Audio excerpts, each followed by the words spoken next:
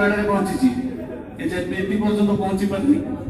ଏ ଭାଇ ଟିକେ ବେଦି ଯାଏ ପହଞ୍ଚେଇ ଦିଅ।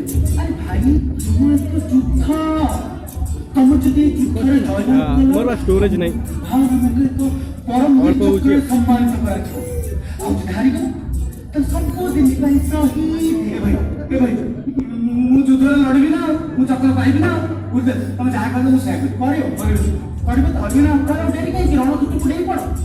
ସେ ଝିଅର ଛାତି ଭିତରେ ପ୍ରେମର ଗୁଳି ମାରି ସର୍ଜିକାଲ ଷ୍ଟ୍ରାଇକ୍ କରିଦିଅ।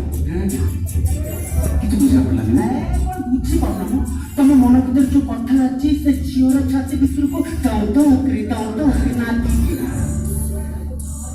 ଭାଇ ସେ ଝିଅ ଆଇଲା ଠାକୁରଙ୍କ ନାଁ ନିଅ ମାଟି ଯାଅ। ଜୟ ହନୁମାନ। ହନୁମାନଙ୍କ ନାଁ କଣ ଉଚ୍ଚାରିଛ ତ ବ୍ରହ୍ମଚାରୀ ଗୋଟେ ରୋମାଣ୍ଟିକ ଠାକୁରଙ୍କ ନାଁ ନିଅ ନେଇ ଚାଲ। କୁଷ୍ଟ